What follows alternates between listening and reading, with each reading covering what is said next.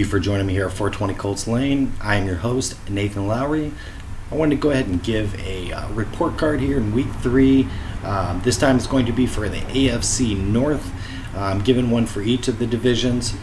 Week 3 is where you really kind of learn a little bit about the teams. The first couple weeks they're getting in a rhythm. Week 3 you can kind of figure out a little bit about who they are, who's playing well and who's not. So I'm ready to talk some report cards. AFC North. First, I'm going to start with the Ravens. They are 2-1, 1,535 total yards. Their points per game are 36.7. That's first in the NFL. Yards, 511.7. That's first in the NFL. Passing, 295 per game. That's seventh overall. And then rush is 206.7, and that is also first overall. Lots of firsts on that. Their passing touchdowns are 8.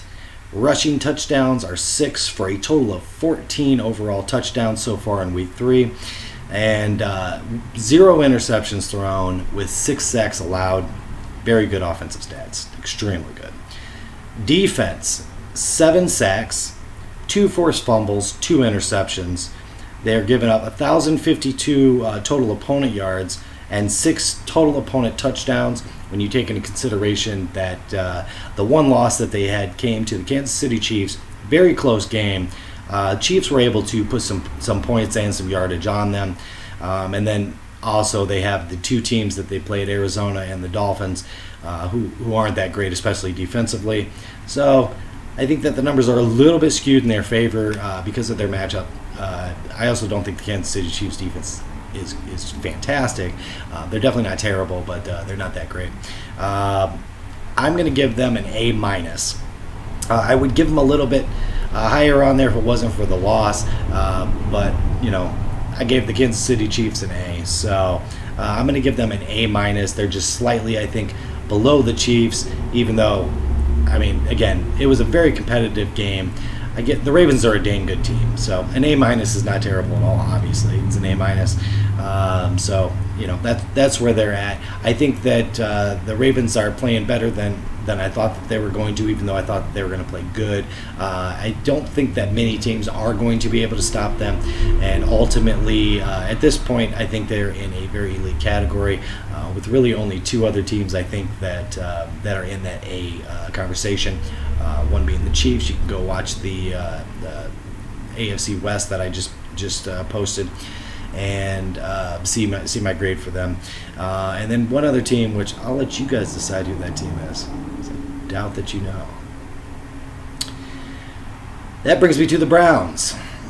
The Browns are 1-2, 991 total yards, 163 points a game. That's 28th overall out of 32.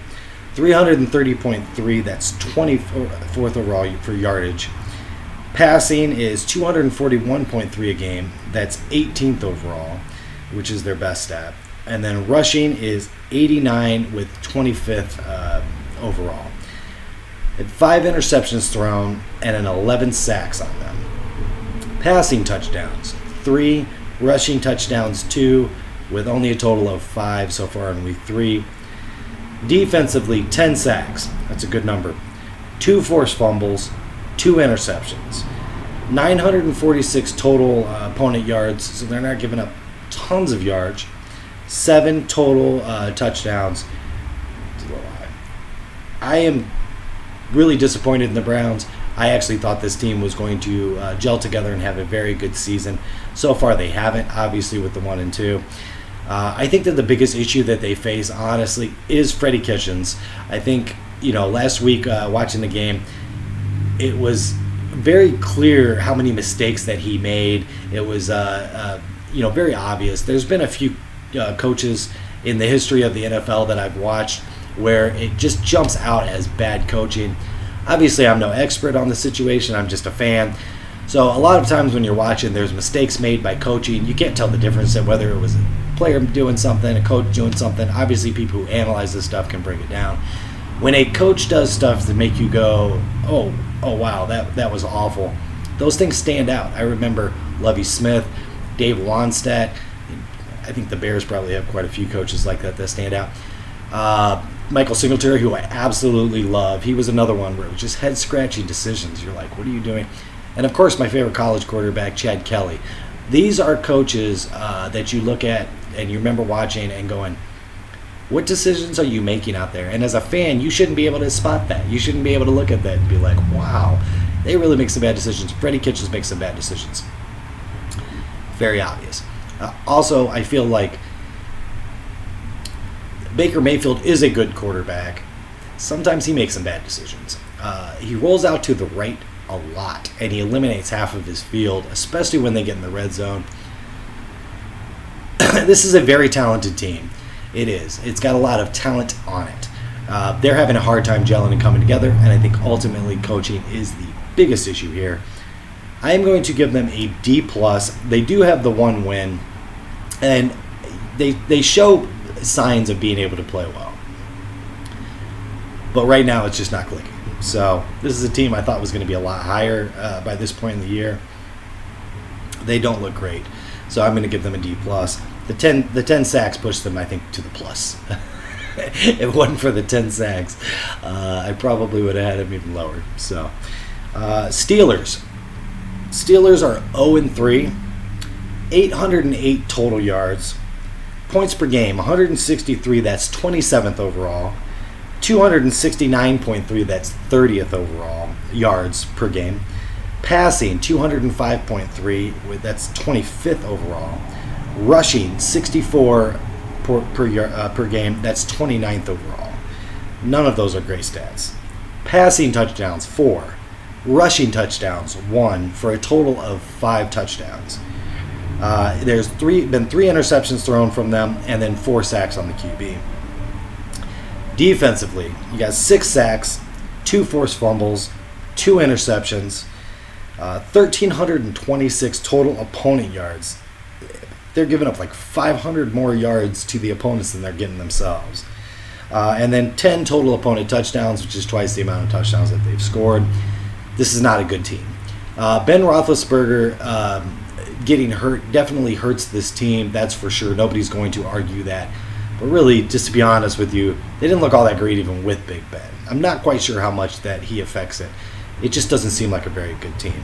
So I'm actually going to give the Steelers an F. Fail. Terrible team. Bengals, 0-3. 1,051 total yards. Points per game. They have 18 points a game. That's 25th overall. 350.3. That's 8 yards a game. That's 18th overall. 308.3 passing yards, which is actually 3rd overall. That's a very good statistic. It's, I think, probably the only really good statistic on here. Rushing, 42 per game, and that's 32nd in the league. They're dead last. So confusing. Mixon last year was really the only thing I saw on the team that was good. How does that happen? I don't understand how you go from really the strong suit on your team is now you're dead last in that category. I don't understand. Truth be told, I don't pay that much attention to the Bengals, and with all of the teams playing and all the games going, they're really one of the last teams that I watch. So I don't know. Maybe somebody can explain to me, why it is that Mixon isn't playing. Maybe their line's terrible. Maybe he's hurt and I don't know about it. Either way, it's a confusing statistic. Defensively. They also had 3 interceptions and then 11 sacks allowed on the quarterback. That's not good. And they're still 3rd overall passing with 11 sacks on him. So take that for what you want.